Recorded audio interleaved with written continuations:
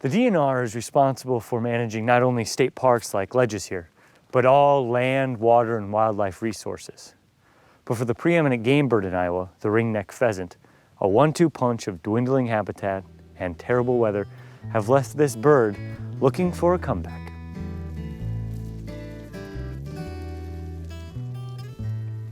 Iowa's pheasants are nearing record population lows as hunters bring home fewer and fewer birds.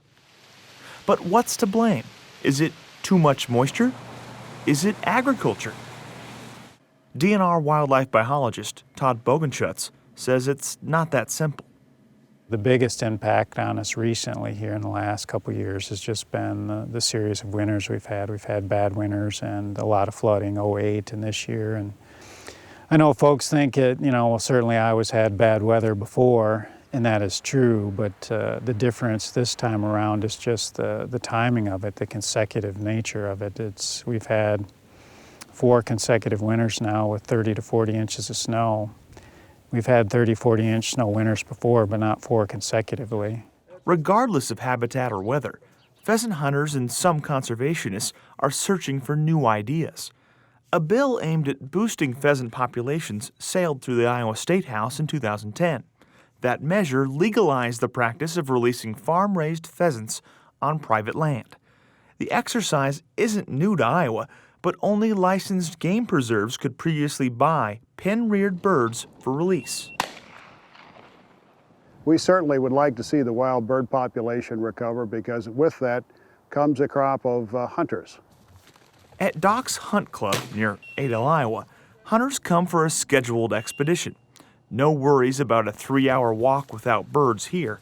Customers purchase the number of pheasants to be preset for their hunt and give their dogs an outdoor workout. We buy pheasants and chukar and quail from various suppliers who raise the birds.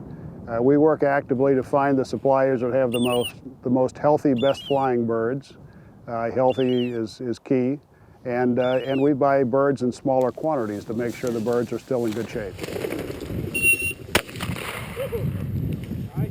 We've had a number of calls, people calling us and asking about it and asking how to release and how to go about that. So I think we'll see a number of birds released next year by individuals.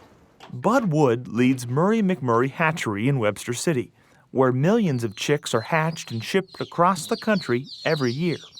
McMurray is one of 3 hatcheries that can legally sell pen-raised pheasants for release by Iowa landowners. For 120 birds, you could get started for under $300. You're going to have some other costs, feed and some equipment, but in that range. McMurray's pheasants make a hundreds-mile-long journey from southern Wisconsin and the nation's largest pheasant farm. McFarland Pheasants of Janesville, Wisconsin produced over 1.5 million chicks and 400,000 mature birds in 2010 alone, many of which can be found here at McFarland's acres of outdoor netted pens filled with ringneck pheasants. We produce eggs, we collect the eggs, we hatch the eggs. Just like other types of agriculture, we raise the young birds up till they're able to go out in these pens, and then they're brought out in these pens and they're raised till they're mature, and then we catch them up and ship them off to our customers. These birds will travel real well. They're protected in these crates, have virtually no mortality on the way to Wyoming. We'll be there tomorrow morning. They'll be unloaded tomorrow morning. Bill McFarland argues that pen-raised pheasants have a role to play in repopulating states like Iowa. But the DNR's top upland game specialist is skeptical. The DNR's also looked at using pen-raised birds with turkeys and whatnot, and pheasants.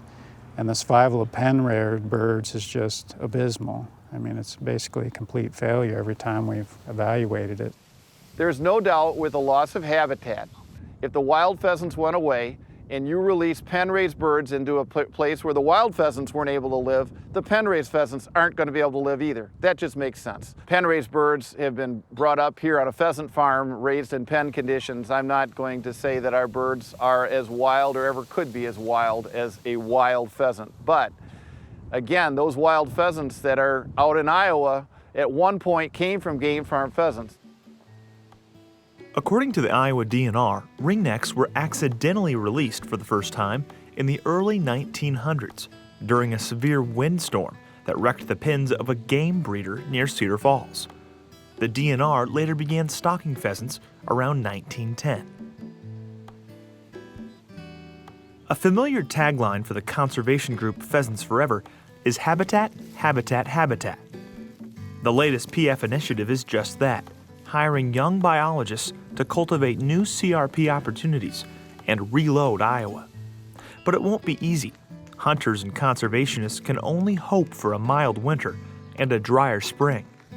The diehards amongst us may even try a new venture, hoping to buy back the glory days of Iowa's ringneck pheasant.